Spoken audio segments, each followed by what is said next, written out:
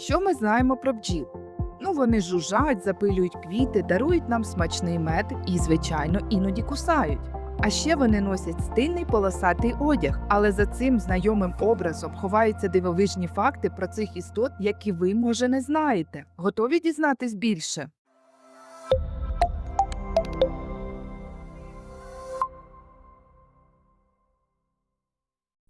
Бджоли та динозаври. Що в них спільного?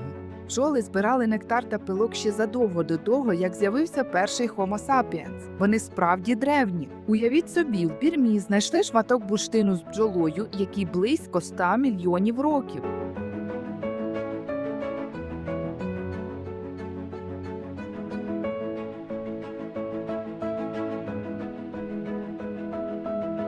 Тобто ця бджілка колись літала разом із динозаврами. Як вам така компанія?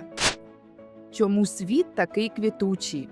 Завдяки бджолам ми маємо різноманіття квітучих рослин. Древні рослини, такі як папороті, чудово розмножувалися спорами. Але з появою бджіл, які взяли на себе роль запилювачів, світ став значно барвистішим, і квітучі рослини почали швидше поширюватись.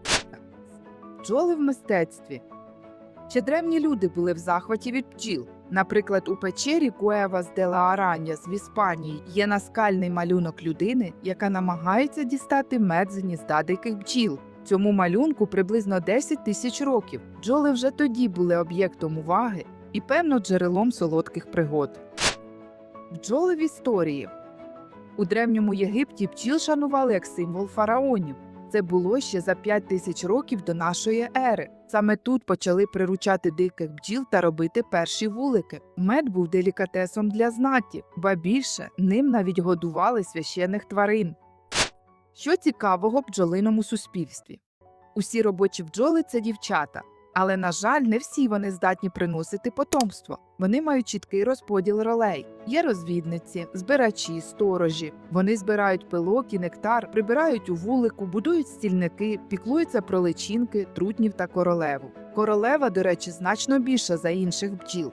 Її довжина близько 2,5 см.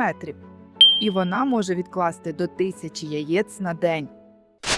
Бджолине бачення світу. У бджіл є красиві очі по боках голови. Кожне око складається з 1000 мікроочей.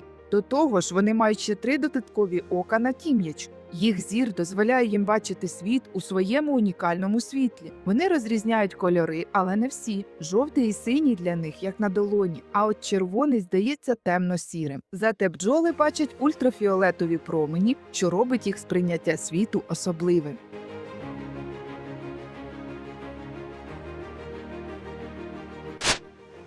Танці бджіл.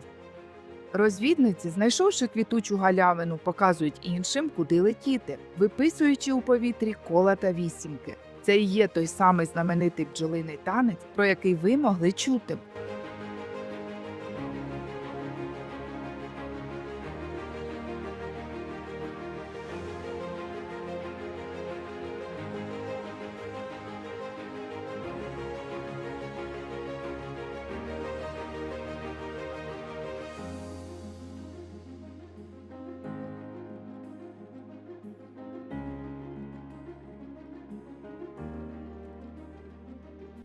І ще декілька цікавих фактів про бджіл. Під час польоту бджола махає крилами 200 разів на секунду.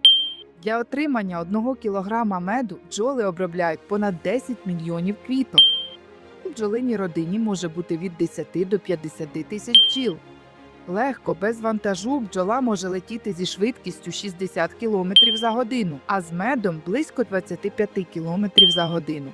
Одна бджолина сім'я за рік збирає близько 50 кілограмів квіткового пилку. Отже, бджоли – це не просто комахи, а справжні архітектори природи, які дарують нам красу квітів, солодкий мед та багато цікавих історій.